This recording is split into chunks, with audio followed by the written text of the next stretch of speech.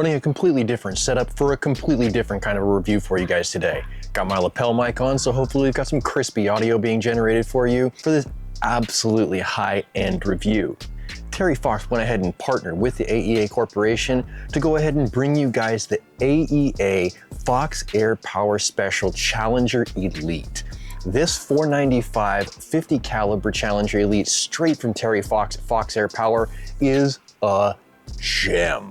I cannot overstate to you how good this stock in front of me looks.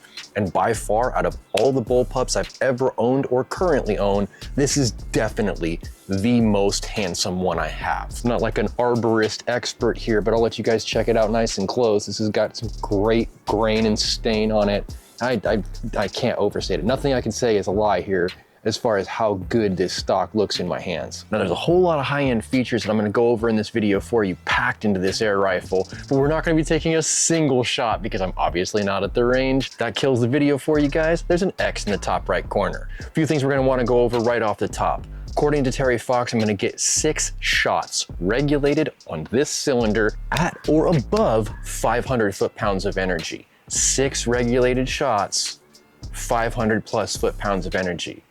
That's massive.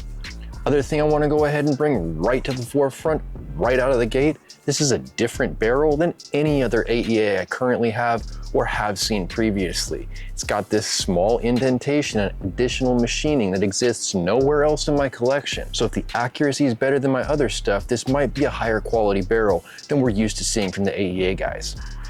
Big power comes from a big volume of air, and this 600cc tank up front is going to go ahead and give us those shots that we're looking for with the expense of a little bit of added weight over the 500.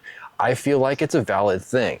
Get stronger, right? That's all you gotta do. If you want to carry something heavy, improve your physical fitness. This is a worthy trade-off as far as my personal taste is concerned in the weight department for me. Next thing you're gonna want to notice is the fact that this is regulated. So you're gonna have this gauge telling you what your regulated pressure is, while this gauge underneath here is gonna go ahead and tell you what your total tank value is. Comes with the same locking side lever action that we have seen on the previous bullpups, and this cheek riser here is also included with this set.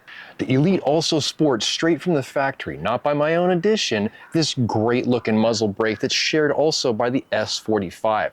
This thing was made famous by the S45, and a lot of people really do like it for the stability it adds to your shot cycle, being able to dampen the recoil through physics, right? There's no holes on the bottom, they're all on the top and the sides to kind of use those forces to keep you on target as opposed to throwing you off with a high recoil. We're gonna be rocking these offset scope rings as well as this monstrum that I received from Shooter Steve all those Christmases ago. Just really fits the aesthetics and performance capabilities of this rifle, and it's been tested in high recoil applications like the Zeus already, so I have good faith. Without actually being able to take these first shots for you guys, there's only so much that I can really say on the bench top, except that my main takeaways from this are high horsepower can exist in a package with repeatability if you have a large enough air cylinder, but once again, it's going to do so at the expense of weight.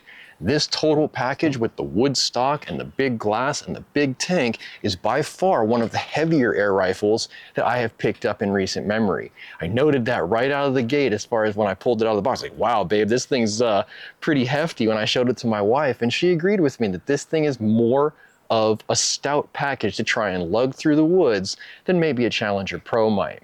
However, you look at the power output and the Challenger Pro comes to the table with roughly 1/3 what this is touted to bring. Ultimately, I think that's why a lot of guys who have airgunning as a hobby go ahead and have an expansive collection, because of the fact that different environments and situations require different needs to be met by that air rifle. I'm not going to bring 500 foot-pounds with me when I go to squirrel hunt. However, that Deanna Storm Rider with right around 30 with red fires might be just the ticket. I think it's gonna be a great place to go ahead and end today's video, but if you like today's video, give it a thumbs up. You wanna see more content like this, make sure you subscribe for more with that notifications button so you can stay current on the channel as well as when these videos come out. If you really like this video and you wanna see more big bore action, make sure you share it so somebody else can see it, and I'll catch you boys in the next one.